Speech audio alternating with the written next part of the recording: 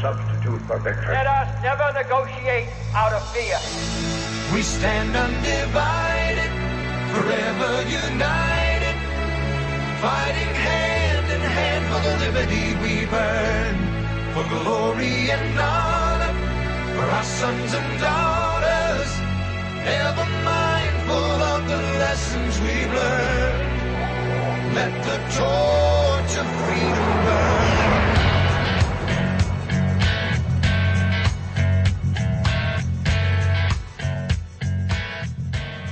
Welcome to the intersection of faith and politics. WallBuilders Live with David Barton and Rick Green. Thanks for joining us today. Visit online, wallbuilders.com, and also at wallbuilderslive.com. There on our website at WallBuilders Live, you can get a list of all of our stations, and you can also grab some of our archived programs from the last few months. David, when we say the intersection of faith and politics, that means our faith has got to influence our politics, but it also got to influence everything else that we do. And often that means doing what we can to help those that cannot help themselves. Yeah, we see part of that with what we call the pro-life movement, defending the unborn, defending inalienable right to life. But there's a lot of other ways that goes as well. One of the folks that we really love around WallBuilders is Dean Jones. He was the Walt Disney actor that did so many of the movies, the Herbie movies, and so many great movies.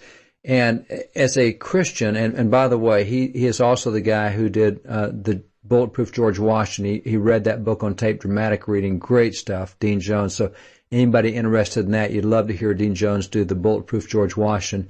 But he watched the news back in 1998 and saw that there were Christians being persecuted all over the world by government, and that nobody was doing anything about it, and that people were being arrested for their faith, simply for being a Christian, nothing that they'd done, just for what they believed. And he said, we got to try to help them. And so what he did was he put together some really cool underground folks that would go into those nations, dress in the garb of those nations, and literally kidnap and smuggle, and I don't mean kidnap in a bad sense, but they would smuggle those people out of the country before they were killed, or before the sentence was executed on them, or they'd get into the jails and get the people out before they were executed.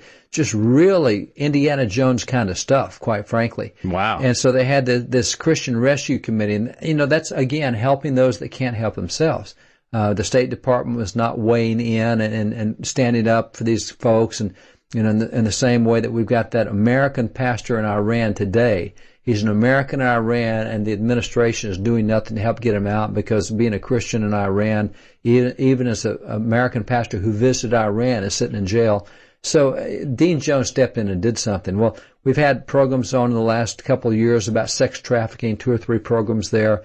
And you're talking young girls that can't help themselves, or even young guys that can't help themselves. And now there is a group out there that is really, really cool group that has stepped in to help these most vulnerable. And man, it's just an exciting story to hear. And so that's going to be a fun thing to hear today, is what they're doing to help these that are in the sex trafficking trade right now.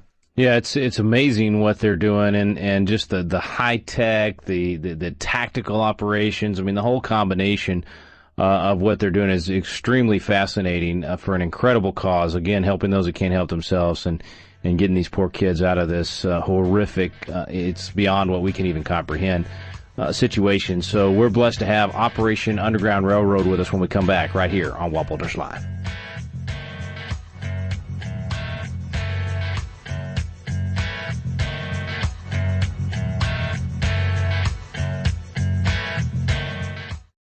Hey friends, Rick Green. You're about to hear from some students at Patriot Academy this last summer from all over the country. I encourage you to visit patriotacademy.com. Right on the homepage there, a video is going to start playing. It's just 60 seconds.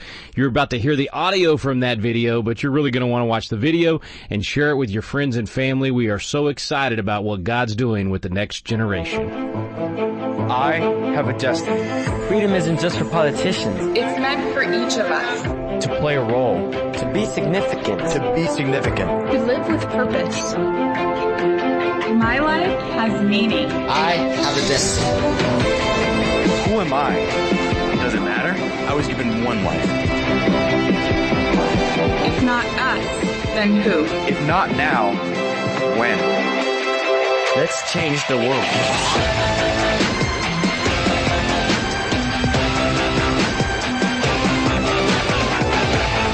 People say you can't change the world because you're young or inexperienced. Because you aren't ready.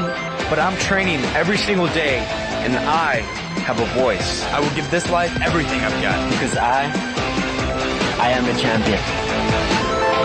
We all have one life to give.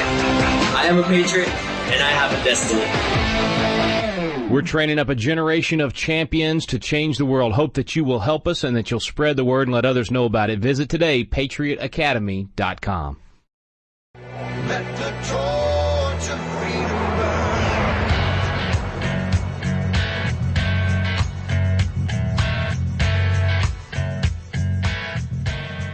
Welcome back to the intersection of faith and politics. WallBuilders Live with David Barton and Rick Green. Thanks for staying with us today. You have got to go right now to the website, operationundergroundrailroad.org. We've got a link at wallbuilderslive.com to make it easy for you. Watch the video of Glenn Beck on there. It will move you. I'm telling you, it's going to move you to action, and if it doesn't, you got to be dead. It's just unbelievable what these guys are doing. 2 million children in the world that are sex slaves. And finally, some people are actually taking action to do something about it. With us right now, Tim Ballard from Operation Underground Railroad. Tim, God bless you for what you're doing, and thank you for your time coming on today. No, thanks for having me on. I really appreciate it. Man, you guys are made up of former CIA, FBI, Navy SEALs, Green Berets, all kinds of folks that have been on the ground in these kind of situations, and y'all have found a way to go in and rescue children out of the sex slave trade. And we're talking about 10, 11, 12-year-olds, right? Yeah, even younger. I mean, we recently just rescued a 6-year-old girl, and we'll be reporting that soon here. But yeah, it's toddlers to preteens, and it's like you said, it's close to 2 million in the world. And it's just devastating. You know, Tim, before we talk about what you guys do, and we've done several shows here on WallBuilders about this, but this is not, a lot of times our reaction here in the States is, oh, that's other countries, it doesn't happen here. But it is happening in our backyards all across America, isn't it? Absolutely. We estimate there's over 100,000 kids in our country. The State Department reports that close to 8,000 children are smuggled into the United States from foreign countries and forced into prostitution. And I've seen that. I've worked so many cases dealing with that. And they're right here. They're in our big cities. They're hidden. They're nameless. They're identityless. And so it's hard to find them. But it's going on right here all around us.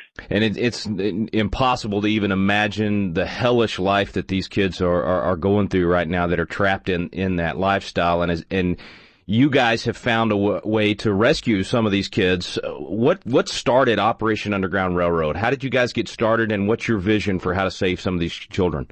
Well, you see, I've worked for many, many years. I've worked as a special agent with the Child Sex Tourism Jump Team in the United States government, and it's basically we have to find a way, we have to go in and infiltrate these organizations. I've been undercover in many foreign countries, right here in the United States, negotiating, trying to be the bad guy who's bringing clients to these organizations, and then we end up rescuing the kids and so forth.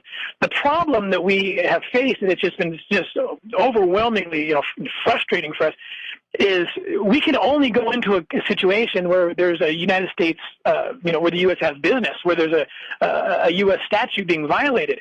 And so as you can imagine, that rules out probably 70% of the kids that we actually locate. We can't do anything for. We can refer the case to the foreign government, but the problem there is that they usually don't have the resources to deal with it. It's a proactive approach, and a lot of these countries are very just reactive when it comes to law enforcement. And so we got together and thought, well, how can we stop this? How can we go after the lost children? We call them the lost children, the ones that are outside of the purview of those developed nations who actually have the tools to rescue them. And we thought, you know what? Let's go out on our own. And so we, a couple of years ago, we kind of put the blueprints together and just kind of waited for the miracle to see if we could get people to help us do it. And fortunately, Glenn Beck and his audience and some other people kind of came together at the same time and got us funded. And we immediately, the week we got funded to be full-time, we were in multiple countries. We've had several rescues already that we're getting ready to report. It's been miraculous. I mean, we have the tools. We have software tools, for example, that private industry has created that helps us track these child pornographers and traffickers online. Just going into open source, we don't hack anyone's computer. It's very much open source, databases, networks, things that these foreign governments don't have and never heard of that we've been using in the United States for years. We take these tools to them. We do undercover ops for them. We always come in the front door with these governments. We never go behind their backs. We include them. We make them the heroes. We train them. And the plan works. It's already working. And we're so excited to just keep running with this. And that was the first question I had as I was watching for the first time and learning about you guys is, as a private organization, when you go into these foreign nations, are you going in behind the scenes, or is it something that you're doing in conjunction with them? And it sounds like they welcome you because they, as you said, they don't have the resources to do this themselves. That's right. It's important that we come in the front door. They understand. These are good people. I mean, there's great people in all these governments who have huge hearts and know these kids are suffering and they want to help. And we find those people, and we always come in the front door and work with them. We don't have arrest authority in those nations, and we don't just want to rescue the kids. We want to end the perpetrator's business so they'll stop victimizing further kids. And so in order to do that, of course, we need that authority and that arrest authority, and that comes from the host governments who bring us in and welcome us.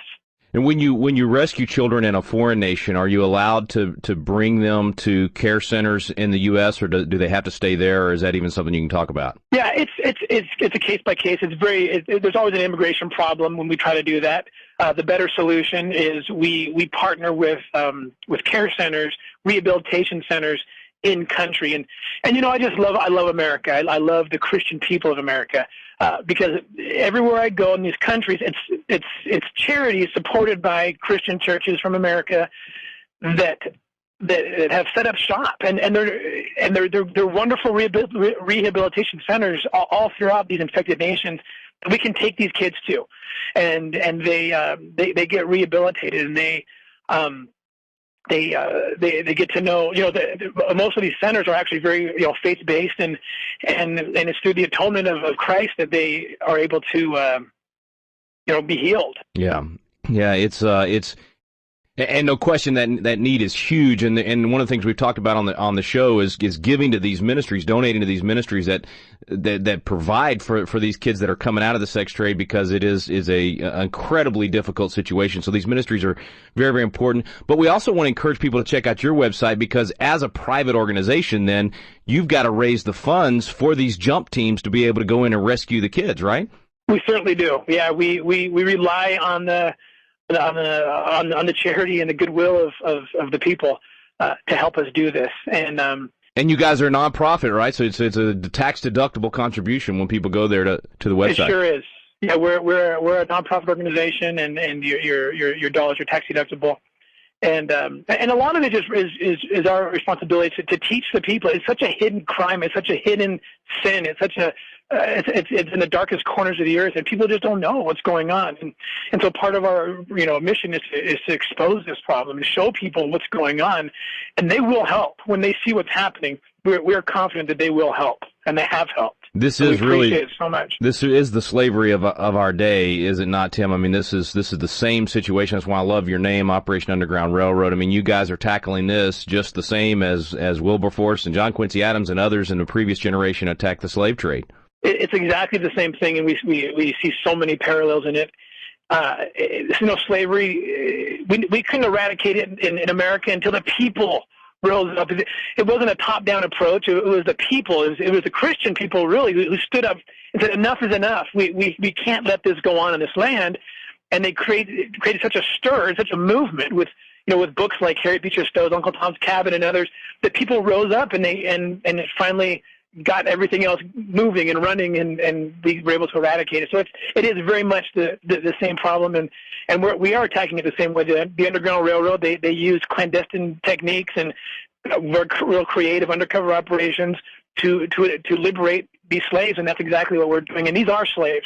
Make no mistake. I mean, these children are absolutely, this is the worst form of slavery the world's ever known. And speaking of it is clandestine. It's amazing going on the website and looking at what you guys are doing. It's like something out of a spy novel. I mean, it's amazing how you guys have harnessed all of that knowledge and power and techniques and tactics for a fantastic cause. Your teams are made up of very experienced guys. I mean, y'all, this is not just a bunch of fellas that decided one night to go do this. You guys have a lot of experience in being able to go in with a jump team like this. Absolutely, we've done it before, again and again and again, and that's the good thing is we know exactly what we're doing, and that's why we're able to have success.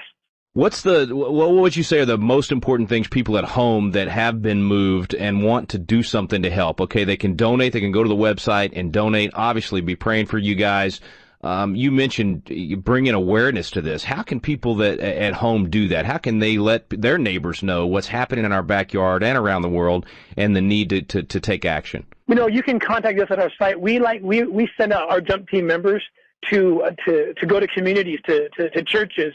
And to share our stories and to let them meet us and let them know what we're doing, because it is important that the people know what's going on, because there are so many red flags they could identify and help save a kid right at home. Because like we talked about earlier, these kids, these sex slaves who are children, they're here in America. They're in every major city, and if we know what to look for, there's ways we can, as a people, can do more than just donate and pray. We can act and inform and report and so forth. That's a great way to say it. You sounded almost like John Hancock, one of our founders, who said, "I urge you not only to pray but to act." That's exactly what people need to do. We need to pray, we need to donate, but we need to be aware of what's happening in our own backyards. And how do you guys help people to do that? Is that by bringing in a speaker and the things on your website? Sure. So we'll bring in speakers when people organize a venue for us. We also have a tip line on our website that people can report tips, and we know exactly who to get those tips to, the right people, the right authorities, to get a response quick. So, Tim, before I let you go, just take us through theoretically how an operation works for you guys and you when you go in to rescue. Okay. Well, I won't give you specific names or anything, but let me tell you one that's actually happening right now. So here's the kind of creative kind of way we go about this. So we have a team in a certain country right now where we know what the children are being sold. And what they're doing is they're taking what we're calling it Christmas on the streets. And we go around in a van and we have all sorts of good food. And we know where the brothels are that sell the kids, and we're kind of out in the streets and the different places. And we come out and open the table, we lay out tables, put a tablecloth down, and fill the table with food, and invite anyone in the area to come in and enjoy the food. And so all of a sudden, who comes to the table but the bad guys, the kids, everybody? They just think that, this Christian group is coming to give food, and we certainly are, and we will give food to anybody, good, bad, or ugly. And so as we're sitting there, our jump team guys are walking around and getting to know everybody at the table, and we find out that there's seven kids, youngest 10 years old, 10, 12 years old, 7 of them who are being sold that very night. And we immediately reported to the authorities, and they're going in. They're going to go in immediately and pull these 7 kids out and rescue them. So that's just one example of many kind of clandestine different techniques we use to rescue these kids. And I'm guessing here, Tim, but there's probably more need than you have teams to go in right now, and that's one of the reasons fundraising is so important, because you guys are growing your teams and you're able to reach more children. Obviously, the more teams you have to go in. Absolutely, and we got great people. We got more people we want to train.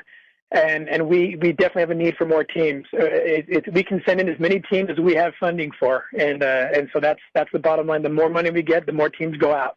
Well, Very man, simple. Obviously not everybody can do what you do. Very few people can do what you do, but everybody out there can participate and sort of be lifting your arms and supporting what you're doing. So we really do want to encourage people to visit OperationUndergroundRailroad.org is the website. Watch that video. If you're not moved to action, I'll be shocked. There's a lot of action that you can take, as Tim has mentioned, donating, praying for them, but also becoming aware and becoming part of the team that's actually tipping the authorities and being aware of what's happening in your community. There's so much you can do. You got to be a part of this. We have to end this slavery of our daytime. Tim, God bless you, brother. You guys keep up the great work. We want to be partners with you and help you in any way that we can, and we look forward to getting some great reports from you in the coming months. Awesome. Thank you so much. Back in a moment with David Barton.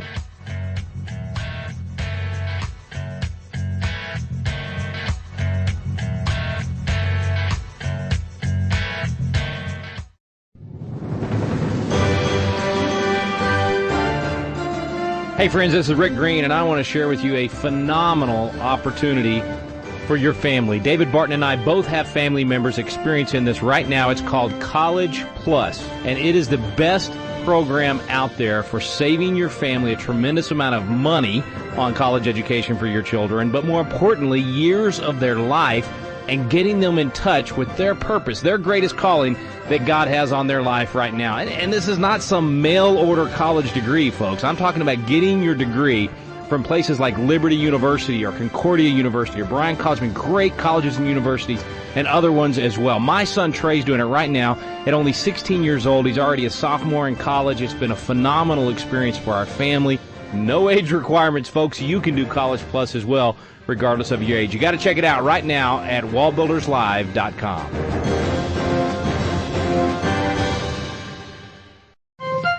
This is David Barton with another moment from America's history. Crime is one of America's most serious problems today. Its effects reach not only the direct victims of its violence, but even those who have not been attacked. The concern for crime has not been limited to this century, however. Our founding fathers were also concerned about it. Yet the effects of crime unquestionably were much less in their generation. So what was their deterrent to crime? Signer of the Constitution, James McHenry, answered that question. He explained, "The Holy Scriptures can alone secure to society order and peace. In vain, without the Bible, we increase penal laws and draw protections around our institutions. Bibles are strong defenses. Where they abound, men cannot pursue wicked courses." Founding Father James McHenry believed that widely teaching the Bible was the best means to deter crime. For more information on God's hand in American history, contact WallBuilders at 1-800-8-REBUILD. Let the torch of freedom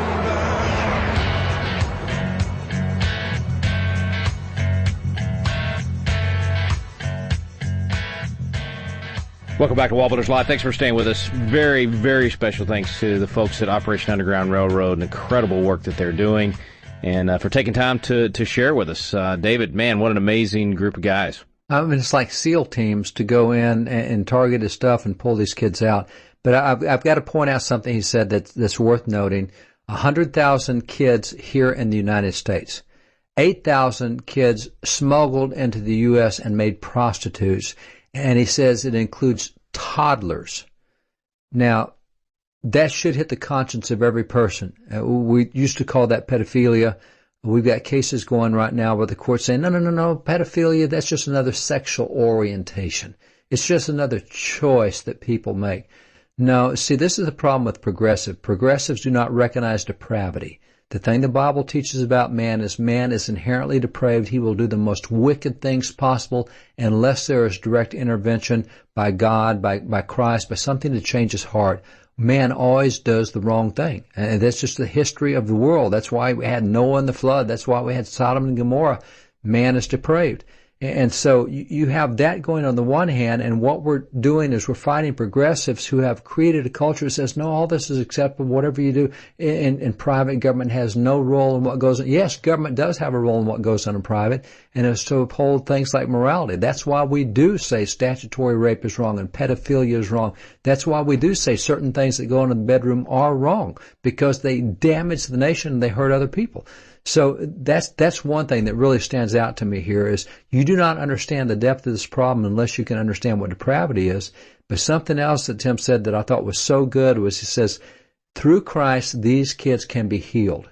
Now, if you can imagine a 2, 3, 5, 6, 8, 10-year-old girl that has been through instance after instance after instance of what would amount to rape, how do you get that out of your mind? Well, that's where spiritual things make such a difference. And so without that Christ-centered kind of focus, and by the way, we've had other programs talking about what faith-based programs do versus secular programs, what they do for rehabbing those who have been in prison, what they do for drug addicts. It's that spiritual element that makes such a difference. And so the cool thing about Operation Underground Railroad is they work with churches. They're not after just rescuing these kids, they're after healing these kids.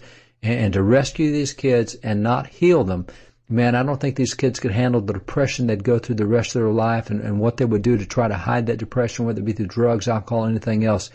Rescue and healing, those two things have to go hand in hand. And this is such a wonderful group. And as you encourage, people ought to see that clip from Beck and the stuff that's out there from Beck. They need to see what these guys do. But they need to recognize that this is a very real problem in our United States. Don't buy the progressive stuff that all your neighbors are perfect. There is depravity, and this goes on around us, and we need to be aware of it and do things with it. You know, the way you described that in terms of the healing, it just brought to my mind, I mean, either we believe God's word or we don't. It says with God all things are possible. It is possible That's for right. these children to be healed. And that is, like you said, it's not enough to rescue them. You've got to have that spiritual aid that is brought to them as well. And we had, one of our previous guests on sex trafficking talked about how that they take 8, 9, 10-year-old girls overseas and they put them in these homes, and it's so hard first to break through the shell and then to touch their spirit and then to get them to respond. But when they do, they get healed and they go on to live normal, natural lives after that.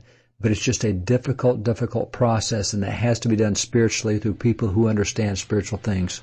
Operation Underground Railroad. The links are at our website today at WallBuildersLive.com. Go check it out and learn more. Find out what you can do to help those who are in a position where they cannot help themselves. Thanks for listening today to Wall Builders Live with David Barton and Rick Green. We stand under